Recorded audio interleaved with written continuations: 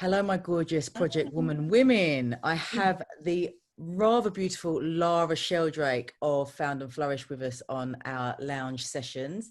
I'm going to let Lara introduce herself, but Lara was on the last Project Woman course, and she was a real inspiration and a positive woman to it. You know, it's nice when women talk and get others going. And yeah, I'm going to pass it over to Lara now and just say, like, Lara, tell us about you and Found and Flourish, and what was life like prior to Project Woman? Okay, so a bit about me. I am the mother of a lovely toddler, 2.5-year-old boy called Bodhi. I run Found and Flourish, which is an online media platform.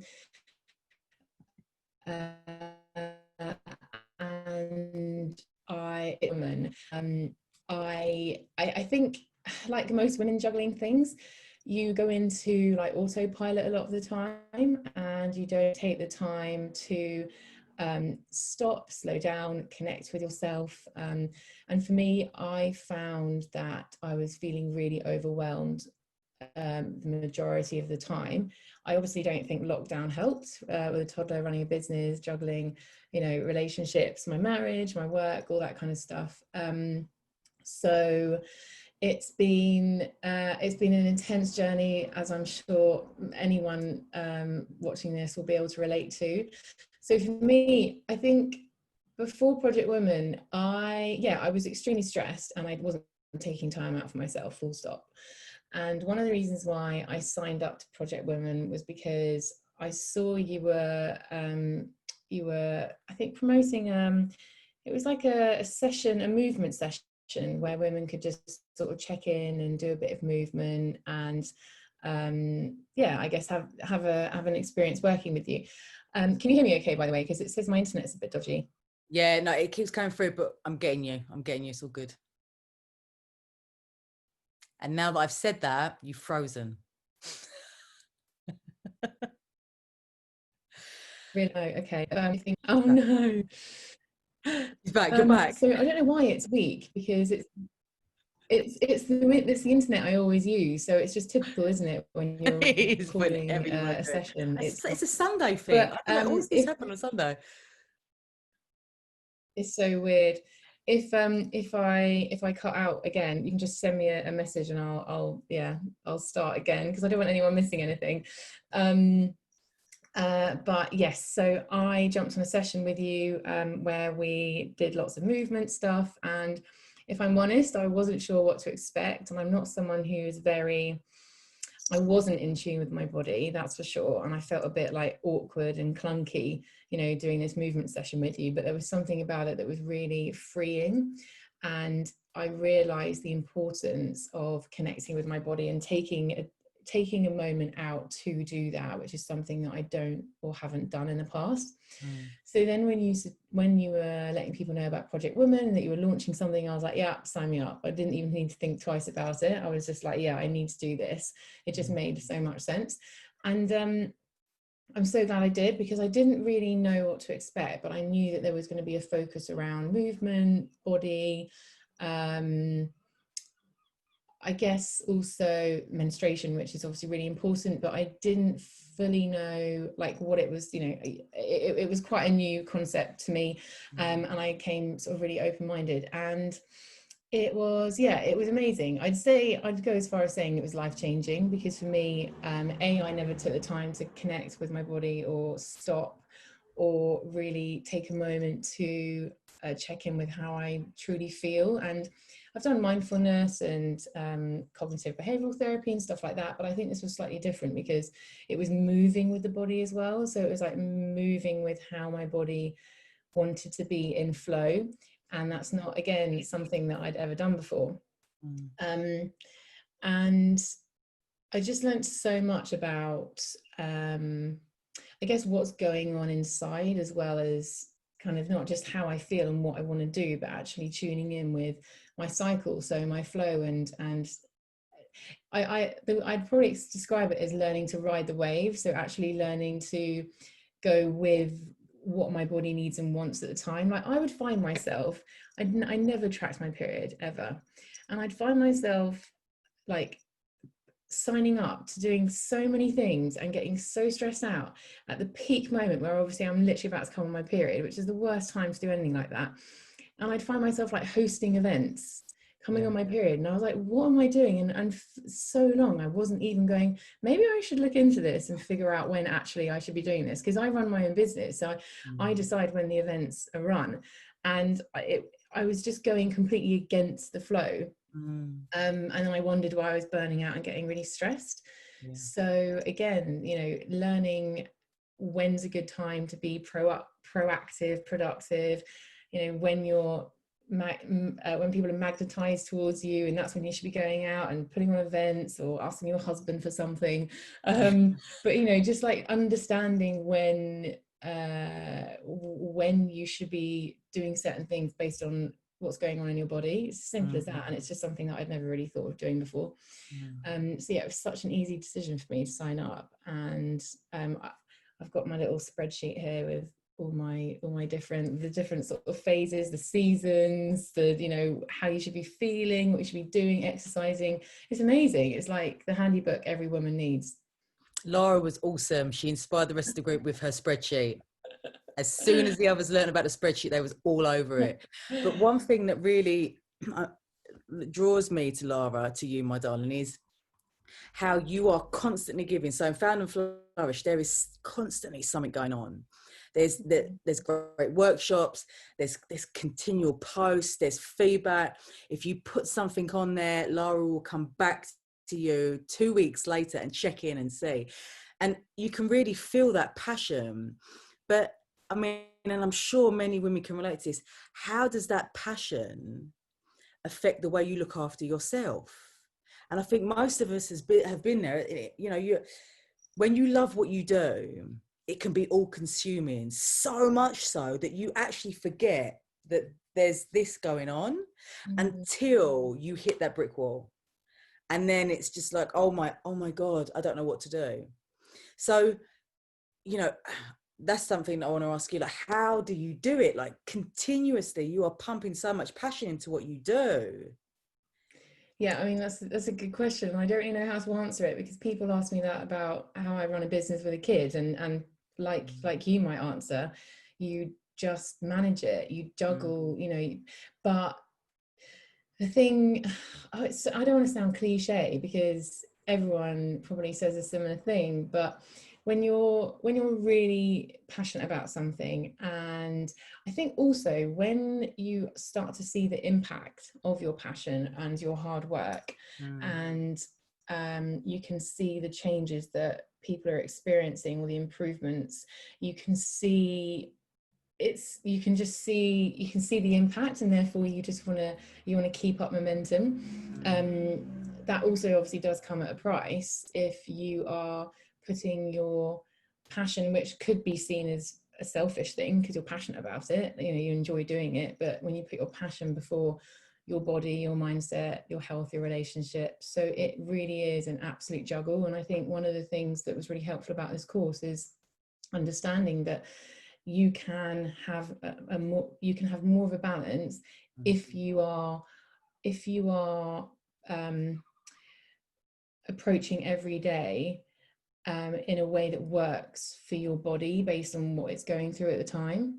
So, you know, I can still be working at 100 miles an hour, but I'm not swimming against the tide, I'm riding the wave. So it's become easier in that sense, because I'm not, and also I think obviously before lockdown I was traveling to London all the time, and I was absolutely exhausted, and I was running events, and I might have been on my period at the time, and I was just like, what am I doing? Because you're just not in the frame of mind to be doing it. And also your internal sort of voice tells you like, this is shit, you don't want to do this, or, you know, quit because it's rubbish. But actually you just need to be in bed with a hot water bottle and a good film and a chocolate bar, or whatever. Chocolate bar. Yeah. So I think I do it badly sometimes because I don't have that balance. When people say, how are you doing it all? I'm not doing it all. I'm failing in an area and excelling in another. But I think what helps is just I guess taking a step back and really understanding what's going on across the board, so mentally, physically, emotionally, and then just trying to be more in tune with that, because I think people burn out when they're not in tune, when they're telling themselves their heads, they're thinking with their head, or they're listening to their head and they're focusing on what they think they should be doing rather than actually feeling. And that's when, you know, like, your gut feeling comes into play. And I don't think a lot of people tune into that if they are burning out, because they're just not listening to what they should be really doing. Yeah, it's a really tough question to answer because it's so like multifaceted. But I think also I've been in a situation where I've been incredibly lonely in business. That's the whole reason Found and Flourish exists, because before I got pregnant, I was running my own consultancy, and I loved and hated it. I loved the autonomy and I loved working with my clients, but I hated the fact that I didn't have any resources that I could tap into. I didn't know anyone else in my situation. I didn't have anyone else I could talk to about rates, or if a client was being a douchebag or not paying me. Like, I just thought, oh, that's just part of what being an entrepreneur or business owner is about.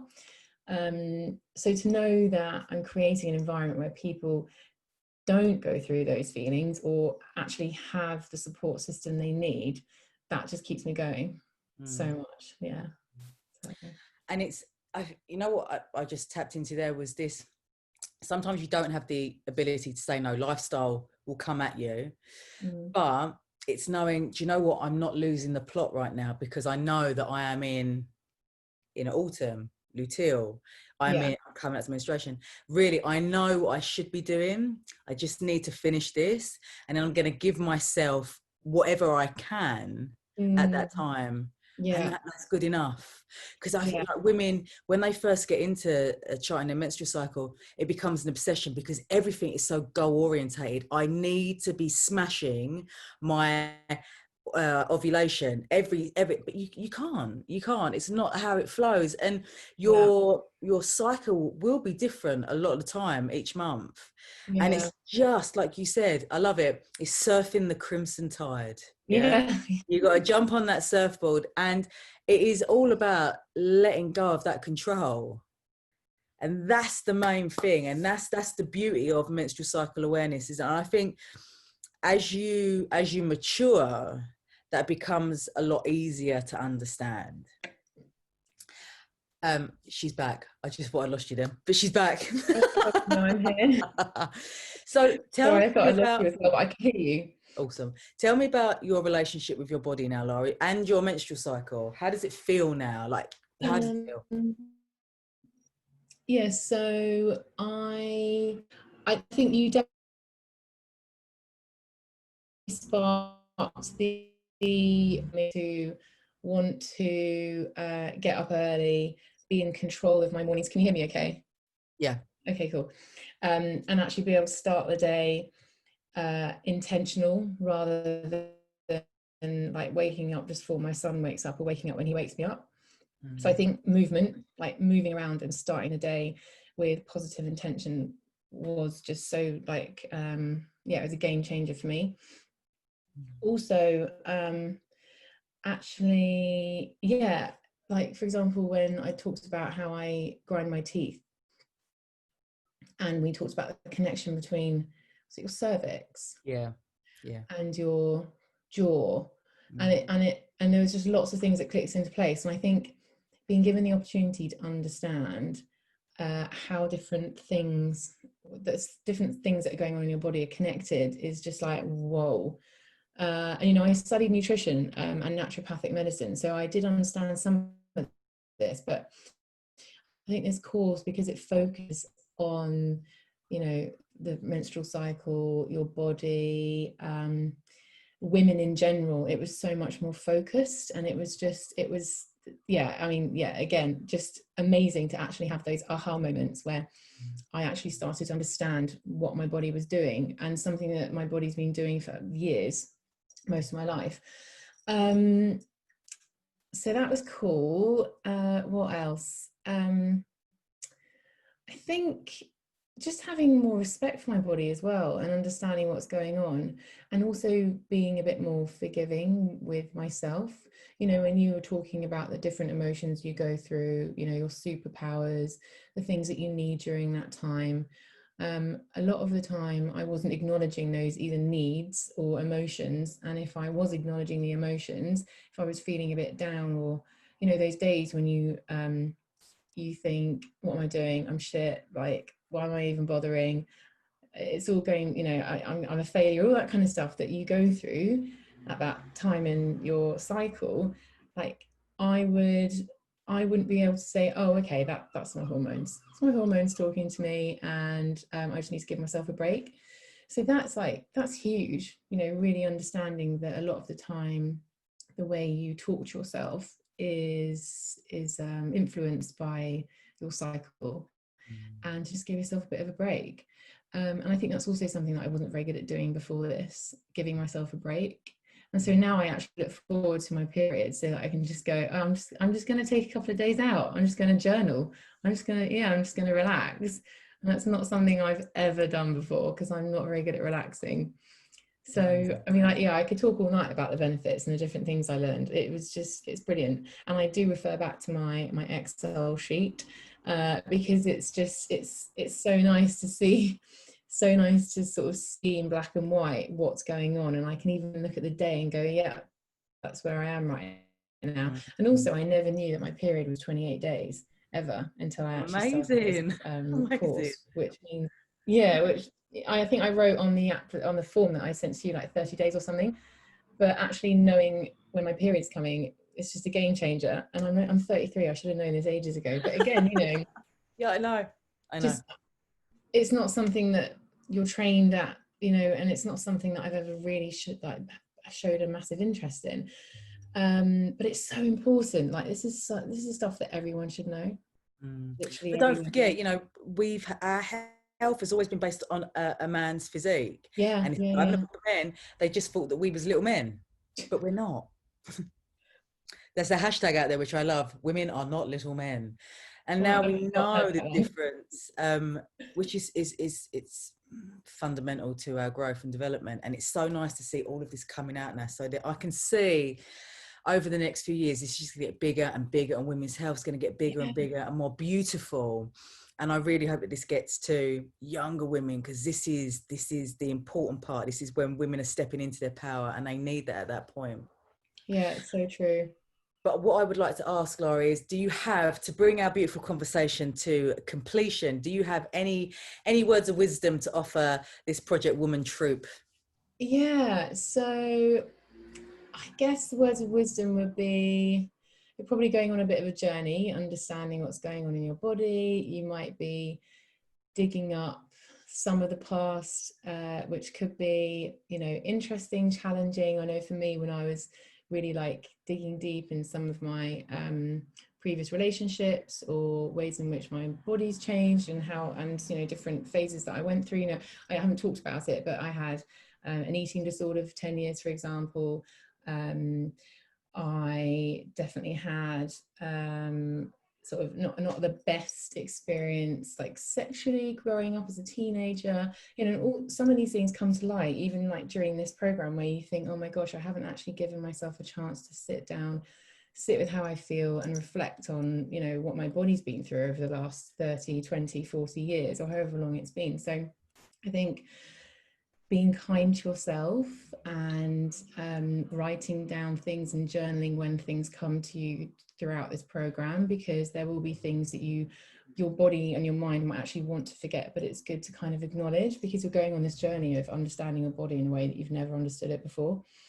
So yeah, being kind to yourself, and taking as many notes as you can, or making an Excel sheet so that you can look back and you have it all in one place. Because honestly, the deck that you put together is insane. Like, there's so much information there, and that's something that, you know, you can refer back to for life. And also, it's evergreen, right? That kind of information doesn't change. This is how your body works, and it's insane. But what I like to have as like a quick go-to is sort of really kind of quick access to the sort of information I need on what's going on right now. So making some notes and just being as open as you can be, and just enjoying it, really enjoy getting to know your body. And I don't know if that's helpful.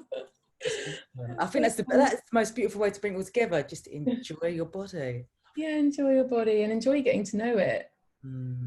Nice one. Thank you, I'm Lara. so grateful, Abby. I'm honestly so grateful for it. So thank you so much. Oh, thank you. You made it. You know, it's not me. I'm just holding this space. Oh, well, it's you're so brilliant. important, like the women that come into this, because I learn just as much as you guys at the end of the day. So thank you. And thank you, my wonderful Prøject Wøman, for listening to this chat, this live lounge. And I hope you enjoy it. Enjoy the rest of your evening.